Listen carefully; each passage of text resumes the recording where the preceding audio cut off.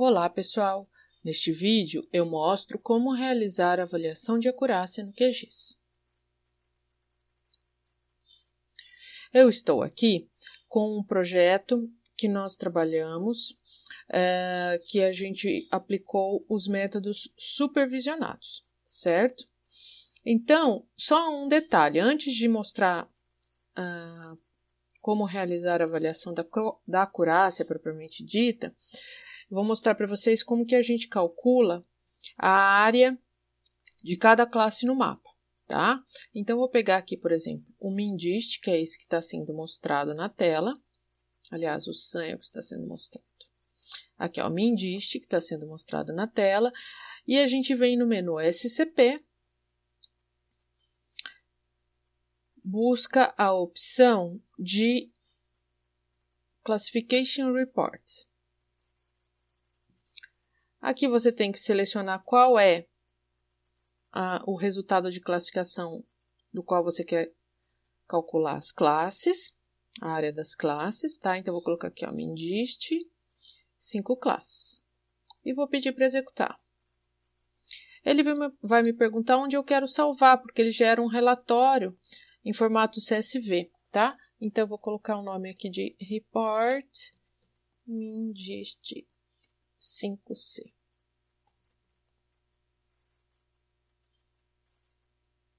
E aqui ele já dá o resultado. Olha só que simples, né? Então, aqui ele dá pela numeração das classes. Lembra, se você esquecer a numeração, você tem aqui, tá? Direto na legenda. Então, você tem a numeração das classes, você tem a soma de pixels, que esse resultado mostra aqui por classe, e você também tem percentual de área e área em metros quadrados, tá? Então, isso aqui você pode, por exemplo, levar para o Excel para fazer um gráfico, tá? Então, vou abrir aqui rapidamente para vocês verem.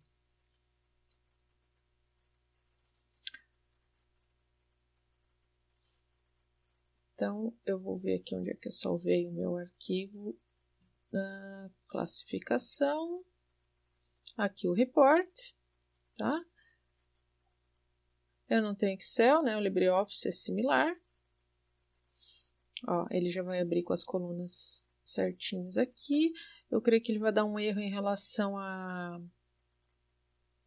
pontuação, tá? Por conta do formato aqui que eu estou em português e o QGIS era com ponto, mas aí a gente pode substituir isso, tá? Então, ó, aqui ele não identificou os números como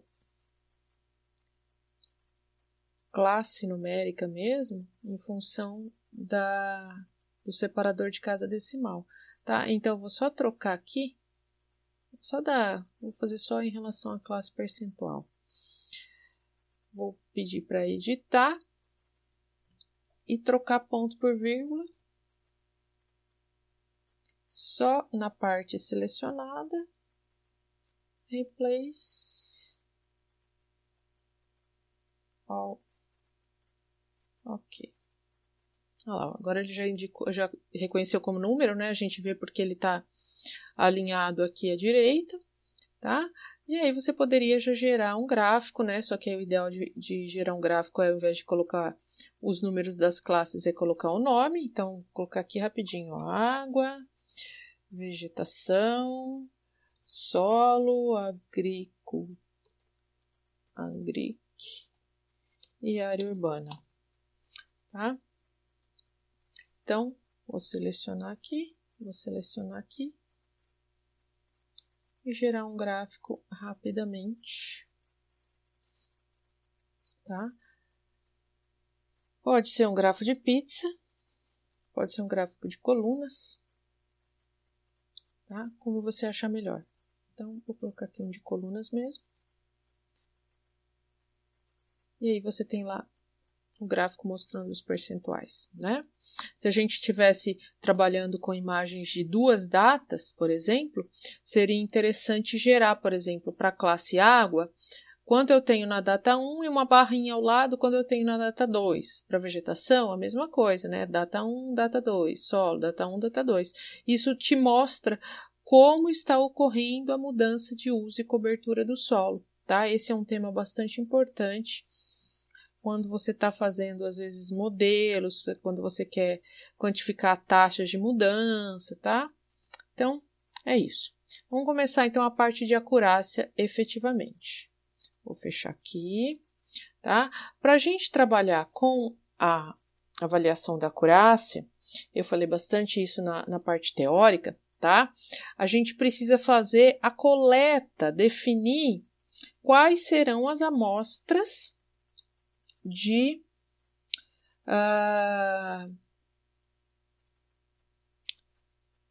as amostras de exatidão, tá? Então, eu vou aqui só gerar uma composição colorida, vou especificar no meu band 7 as bandas do sensor aqui, tá?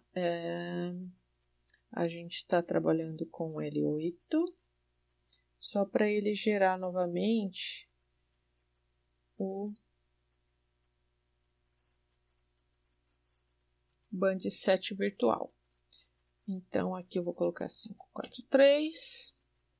Lembra que eu estou começando com 5, né? Estou colocando 543, na verdade são as bandas 6, 5, 4. É porque o meu band 7 começa com a banda 2, tá? Então, 543 refere-se à ordem. A quinta banda, 1, 2, 3, 4, a quinta banda, depois a quarta banda e a terceira banda. Mas, na verdade, eu estou usando as bandas 6, 5 e 4. Beleza, tenho minha composição aqui. Essas areazinhas em preto são as minhas amostras de treinamento. Vou pegar as amostras de exatidão, tá? Então, eu preciso, nesse caso, criar um shapefile para as amostras de exatidão, tá? Eu não faço direto no plugin, tá? Então, vou criar aqui, ó, criar camada, um novo shapefile, tá? Vou indicar, não escreve o nome do arquivo aqui direto, tá? Porque senão, às vezes você não sabe onde ele vai salvar esse arquivo. Ó, no meu ele ia salvar numa outra pasta que não tem nada a ver com o que eu estou fazendo agora. Não é a pasta do meu projeto. Então, aqui. Eu vou chamar esse arquivo de amostras de exatidão. O tipo de geometria, isso aqui é importante. Polígono, porque vão ser áreas poligonais, tá? Qual é o sistema? O meu projeto já está em WGS UTM, eu vou deixar isso mesmo. Se você estiver usando Sirgas UTM, você coloca Sirgas UTM, tá? Tem um ID, é importante que eu coloque aqui uma segunda coluna chamada classe, que vai ser uma coluna de números inteiros, tá? Porque conforme eu for desenhando as amostras, eu vou ter que atribuir nessa coluna classe a mesma numeração que eu utilizei na classificação. É isso que ele vai usar para comparar e medir, calcular as métricas de acurácia, tá? Então, colocou aqui número inteiro, pode ser 10 casas, nem precisa isso, né? Vou colocar aqui, ó, 2 casas, tá? Adicionar a lista, então veio para cá, classe, ok. Ó, tenho aqui, ó, amostras de exatidão. Agora, eu vou entrar em modo de edição e começar a coletar essas amostras, tá? Então, vou primeiro pegar amostras de água. Aqui no vídeo, para não ficar muito longo, eu vou pegar 3 amostras de cada classe, tá? Amostra de água, depois de vegetação e assim por diante. Então, vou começar com amostras de água. Vou aqui na área do meu reservatório, que eu quero pegar a amostra. Utilizo aqui, ó, adicionar feição poligonal, ADD Polygon Feature. Vou desenhar essa amostra. Ó, aí ele abre para mim os campos que, na verdade, são as colunas da minha tabela de atributos, tá? O ID é um número sequencial, tá? Então, vou colocar 1. E a classe aqui é importante, eu não posso errar. A classe água, então, vou colocar a classe 1 também. Ok, tá lá, ó. Já tá minha amostrinha ali desenhada. Vou pegar outras amostras.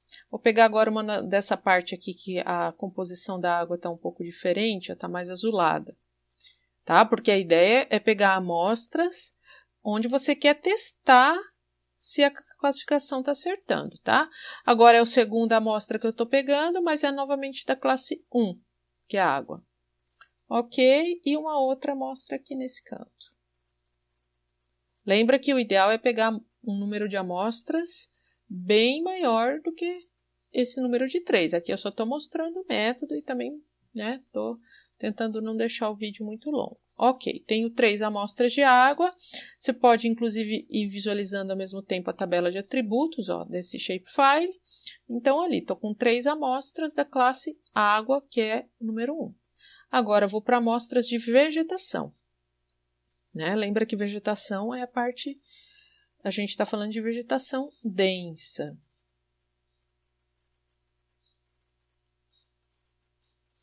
Então, vamos lá. Então, 4, classe 2.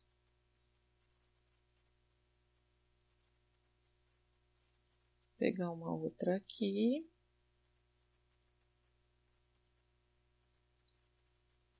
Amostra 5, de novo da classe 2.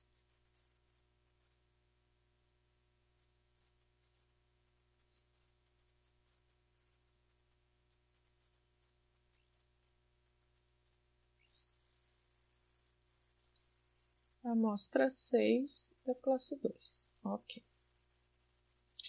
Beleza, vou salvar.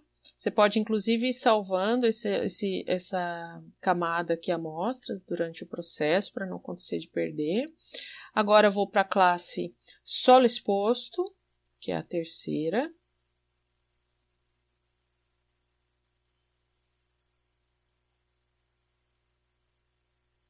Então, sempre termina, tá? Eu esqueci de lembrar isso, mas é do mesmo jeito que você desenhou as amostras de treinamento.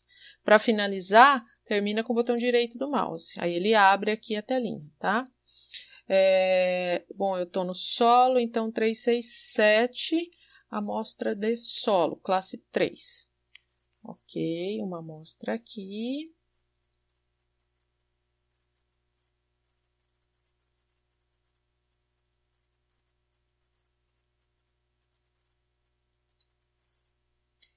Oito, 3. E vamos pegar uma outra aqui, uma cor um pouquinho diferente.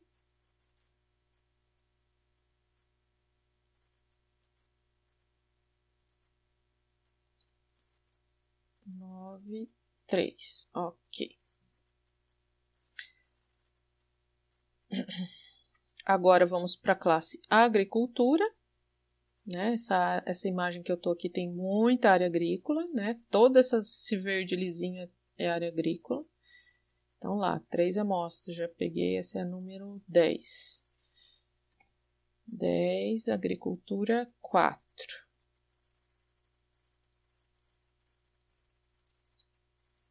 11, agricultura 4.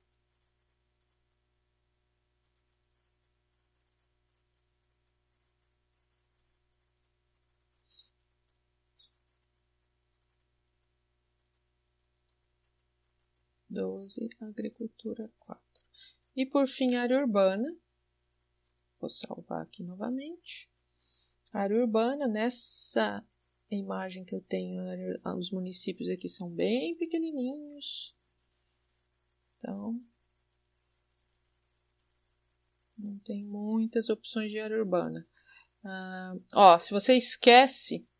esqueci, abre a tabela de atributos lá, ó. Estou na 12, então agora eu sei que eu estou no ID 13, classe área urbana 5. Deixa eu ver o que mais eu tenho de área urbana aqui nessa região. Tenho alguma área urbana aqui.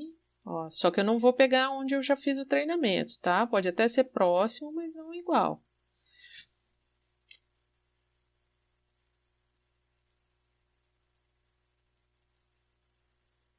Quatorze, 5, ok.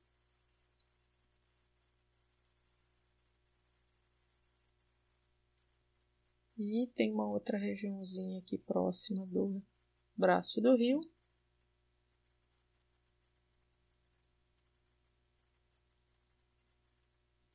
15, classe 5.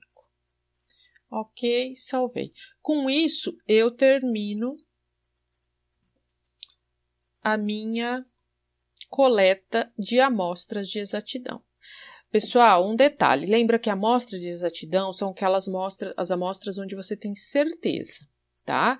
Na imagem aqui eu não tive dúvidas do que eu estava coletando, mas se você tiver dúvida, né, é a verdade terrestre.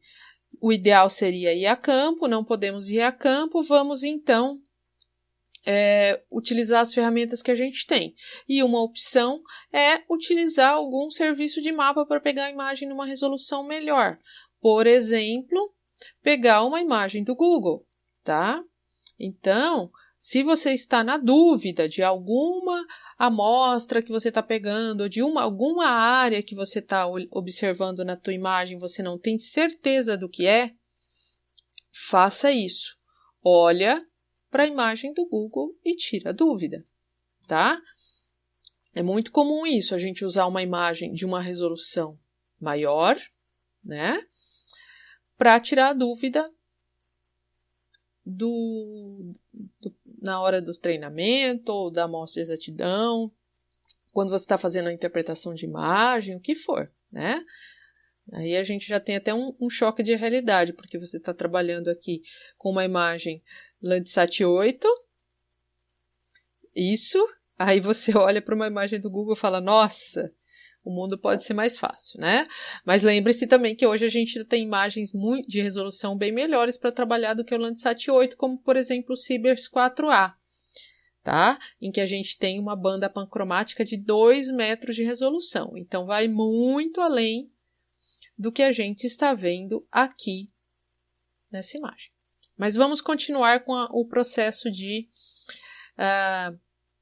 cálculo da exatidão aqui dos resultados, tá? Terminei as minhas amostras, vou no menu SCP, pós-processamento, Accuracy.